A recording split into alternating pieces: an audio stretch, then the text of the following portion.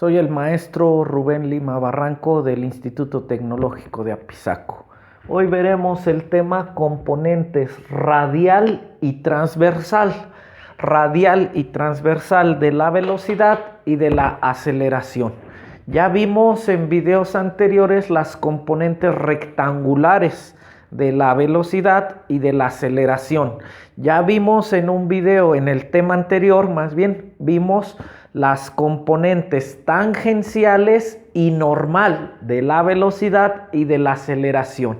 Hoy vamos a ver las componentes radial y transversal. Estamos muy acostumbrados, muy acostumbrados, si mal no recuerdo, desde la secundaria, nos enseñan el plano cartesiano y nos dicen que este eje se llama X y representa una longitud, que este eje se llama Y y representa otra longitud. Entonces, a la altura, a la longitud que sube, le llamamos Y, y a la longitud que avanzamos en el eje horizontal, que es el eje de las X, le llamamos la coordenada en X. De tal forma que un punto en el plano cartesiano,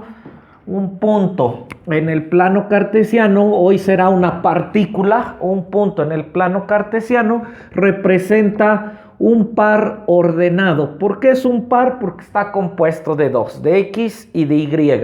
¿Por qué ordenado? Porque siempre se escribirá primero la X y luego la Y, X, Y. Entonces, oye, la partícula está en un punto cuyo punto está representado por una longitud, otra longitud. Sobre esos ejes coordenados, sobre los ejes coordenados X, está un vector unitario en la dirección del eje X.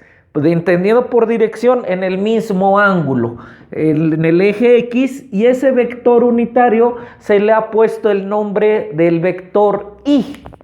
En el eje de las Y pasa exactamente lo mismo. Sobre el eje de las Y existe un vector unitario cuya longitud es 1, un vector unitario, y de nombre se le ha puesto J.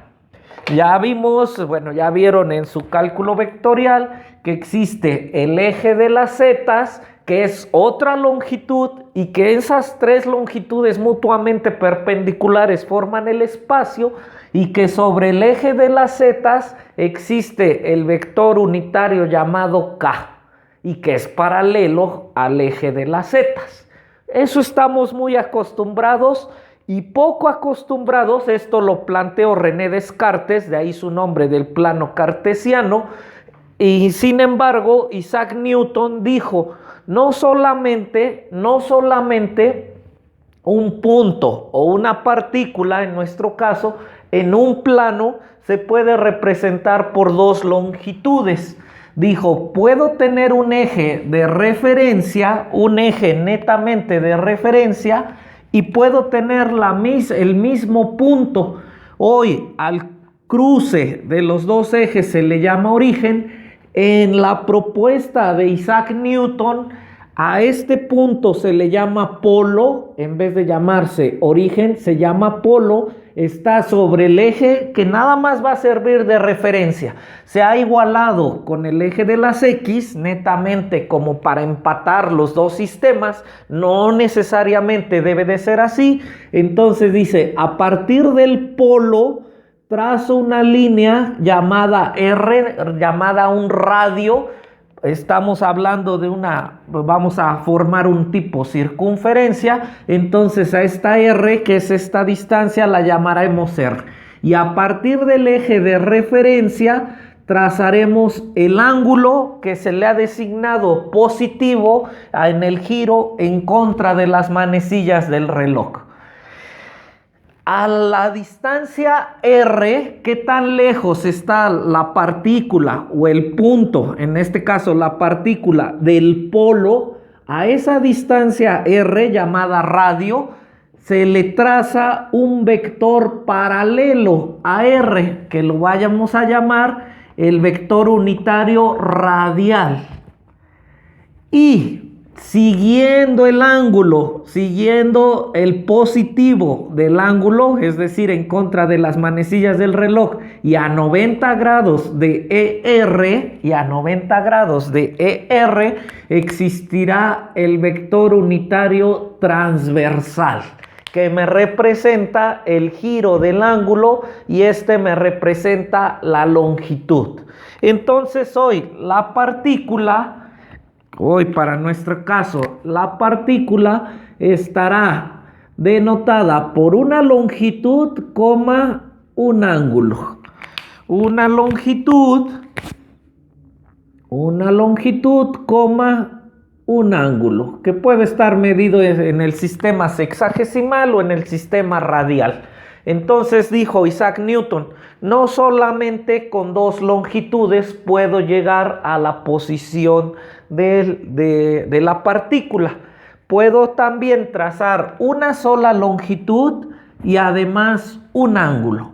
Y a eso lo llamamos coordenadas polares. Coordenadas polares que parten del polo. Coordenadas polares de Isaac Newton en Inglaterra, coordenadas cartesianas de René Descartes en Francia. Bajo esos dos sistemas, esto ya lo vimos, ya vimos las componentes en cada eje, incluso en el espacio, la velocidad en X, la velocidad en Y, la velocidad en Z, aceleración en X, aceleración en Y, aceleración en Z. Ahora vamos a deducir estas. Entonces hemos trazado los vectores unitarios paralelo a R, llamado el vector radial y es unitario.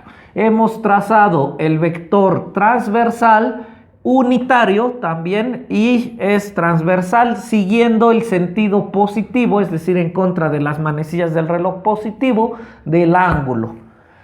A partir de ahí, nos indica el positivo que si R se hace más grande, tendrá ese sentido, ese sentido.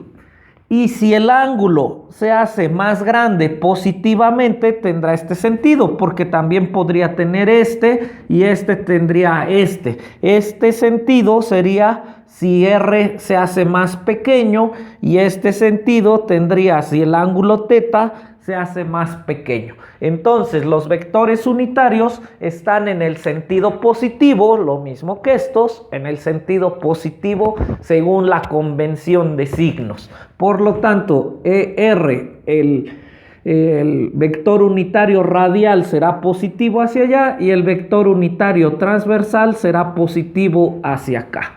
Dice en el libro, partiendo de lo que vimos de derivadas de funciones vectoriales, dice, podemos deducir que la derivada del vector unitario radial es igual a esto. Y la derivada del vector unitario transversal es igual a esto. En notación de puntitos.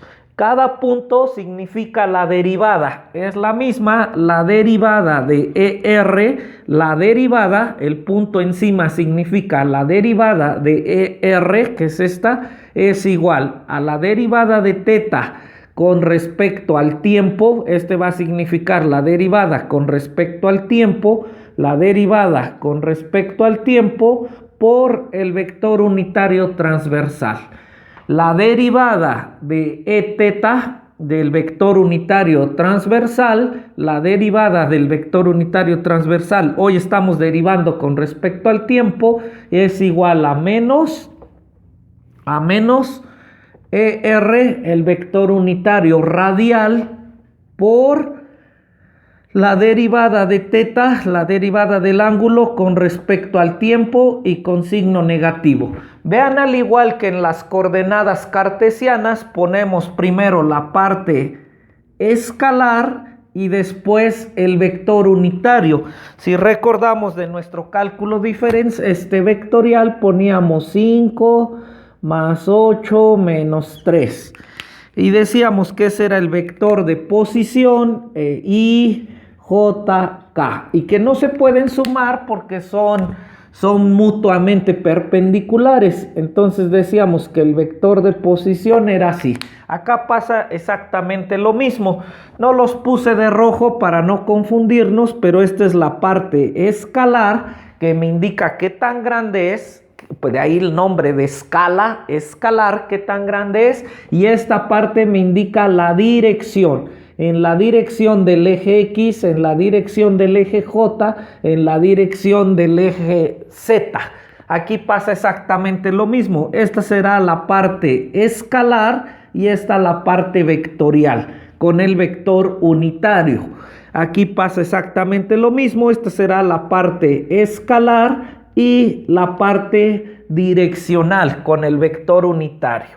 Entonces dice, partiendo de la definición de que el vector velocidad, recuerden que yo no puedo estarlos marcando acá como viene en el libro, que es con letra negrita, y entonces utilizo una flecha arriba de la letra para indicar que se trata de un vector. Dice, entonces es igual a la derivada de R, que es la parte escalar, la parte qué tan grande es R. Partimos diciendo qué tan lejos está P del polo. Esa es la parte escalar. Y la parte direccional pues estará dada por ER. La parte de la dirección. Esta sería la parte direccional, la parte escalar.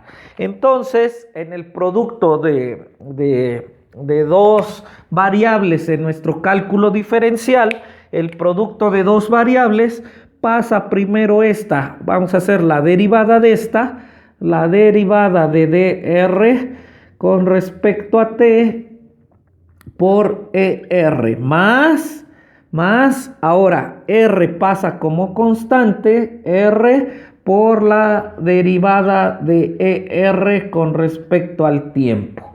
Partiendo de estas dos y con la notación de puntito, entonces puedo escribir la velocidad es igual a la derivada de R por ER más R por la derivada de ER, pero la derivada de ER es igual a teta, a la derivada de teta por E teta. Estoy sustituyendo esta derivada de ER, la derivada de ER es igual a la derivada de teta, aquí está con el puntito, por E teta.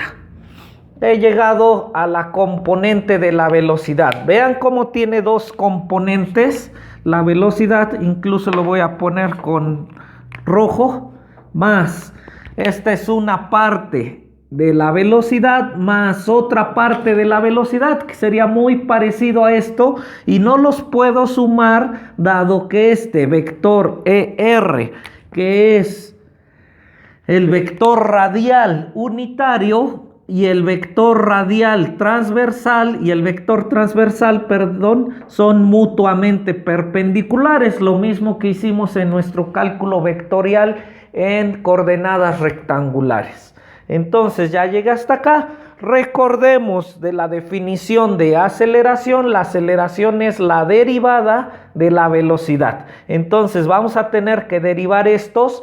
Vamos con el producto de dos variables, que fue lo que hice acá. R la derivé y ER pasó constante, más R constante por la derivada de ER.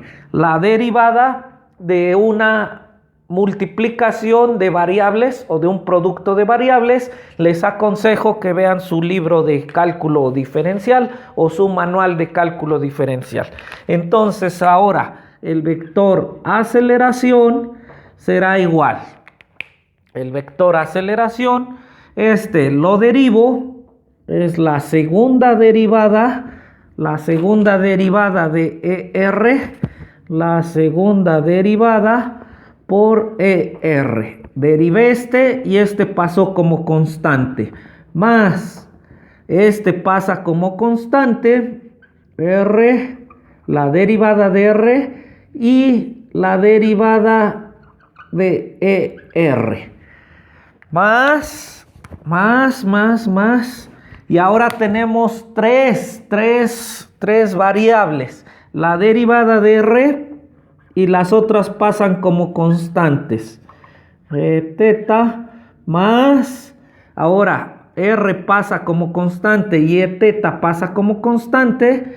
Y entonces tengo la segunda derivada de teta, R pasa como constante, E teta como constante, más R y la primera derivada de teta pasan como constantes por la derivada de E teta. Entonces voy a sustituir estas derivadas, las voy a marcar acá. Voy a sustituir las derivadas de los vectores unitarios, que son las que tengo acá, y la ecuación o la forma que va a tomar el vector aceleración, lo voy a remarcar, el vector aceleración será igual. Esto pasa igual, no le hago nada, R más R de la derivada de R y ER es igual, la derivada de ER es igual a teta, a la derivada de teta por E transversal, más todos estos pasan iguales, más R, la derivada de R, la derivada de teta, E teta más R, la doble derivada de E teta más R, la derivada de teta y la derivada de ET, la derivada de E transversal, la derivada de E transversal es igual a menos, están multiplicando, a menos, está multiplicando a menos teta, la derivada de teta, ER. Factorizamos, acomodamos, voy a acomodar E teta, ER. Los voy a acomodar y de una vez voy a hacer la multiplicación. Entonces me queda R, la segunda derivada de R, ER. Y este también tiene ER, más por menos, menos R, menos R, la derivada de teta al cuadrado, más por menos, R es teta por teta, la derivada de teta por la derivada de teta, la derivada de teta al cuadrado, ER. Más, todos estos son positivos, más, todos estos son positivos, R, la derivada de R, teta, teta, más la derivada de R, la derivada de teta, teta, y veo que son los mismos. Ahorita los voy a sumar, los puedo sumar, y finalmente más R, la segunda derivada de teta, teta. Entonces veo que este con este son los mismos, que este tiene ER, los puedo factorizar y entonces la aceleración será igual a R, la segunda derivada de R, menos R, la primera derivada de teta al cuadrado por ER. Más este con este, si vemos, son exactamente los mismos, más dos veces R, la derivada de R, la derivada de teta, más R, la segunda derivada de teta, y todo eso multiplicado por E transversal. Entonces he hallado las componentes escalares y direccionales de la velocidad. La velocidad es igual, y esta será la componente radial en la dirección del radio y esta será la componente transversal en la dirección positiva del ángulo. Estas serán su componente escalar, esta será la componente escalar. Esta es la parte direccional, la parte direccional. Entonces, para la velocidad, esta es la componente radial y esta es la componente transversal. La componente transversal. Para la aceleración, esta será su componente escalar, esta será la componente vectorial. Esta será la componente escalar de la aceleración, radial de la radial y a la vez escalar de la aceleración, y esta será la componente escalar transversal de la aceleración en el eje transversal, en el eje radial, en el eje radial, en el eje transversal de la velocidad y de la aceleración.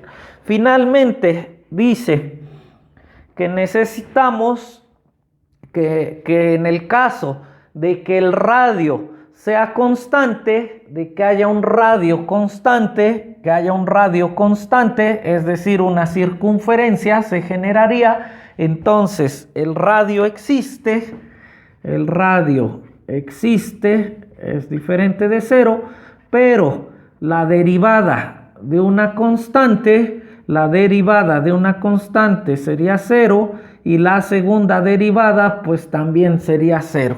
Dice, entonces podemos sustituir caso único. Si R es constante, estas dos ecuaciones que hemos encontrado son las soluciones más generales. Caso único. Si el radio es constante, es decir, si R es constante, ¿qué pasa? Pues esta derivada vale 0, esto vale 0, y entonces la velocidad sería igual. Vean cómo la primera derivada de R vale 0, esto valdría 0, entonces la parte radial vale 0, sería 0 R, es como si aquí tuviéramos 0I más R si existe, y solo esto que voy a poner de azul existiría. R, la derivada de teta, en el eje transversal. Es decir, la que estaría variando con respecto al tiempo, sería el ángulo, dado que R no tiene una variación, R no varía con respecto al tiempo, R permanece constante. Entonces solo tenemos la parte transversal, la velocidad solamente tendría su componente transversal. Para la aceleración, ¿qué tendríamos para el vector aceleración? Caso único, si R es constante. Si R es constante, esta derivada vale 0 y entonces me quedaría menos R existe, menos R, la primera derivada de teta elevada al cuadrado en la parte radial, más esta derivada no existe, vale 0, más caso único, más 2R, 2 por la derivada de R, vale 0, y entonces solamente existe esta, más R, la voy a poner de azul, más R, la segunda derivada de teta en la parte transversal. Y es así como ahora nuestros ejes no se llaman el eje tangencial y el eje normal, dado que ahora hemos transformado las coordenadas rectangulares a coordenadas polares, y entonces el vector unitario en el eje radial pues se llama el vector unitario radial, y a 90 grados girado en contra de las manecillas del reloj se llama el eje transversal. Y es así como podemos encontrar la velocidad y la aceleración en función de los ejes radial y del eje transversal. Espero haya quedado y vimos el ejemplo del caso único si R es constante. Se les quedará a ustedes de tarea que puedan deducir qué pasaría si ahora el ángulo es constante. Si el ángulo es constante, este no se mueve y la partícula simplemente estaría acercándose o alejándose del polo sin cambiar la dirección. Espero lo puedan hacer, espero traten de deducirlo.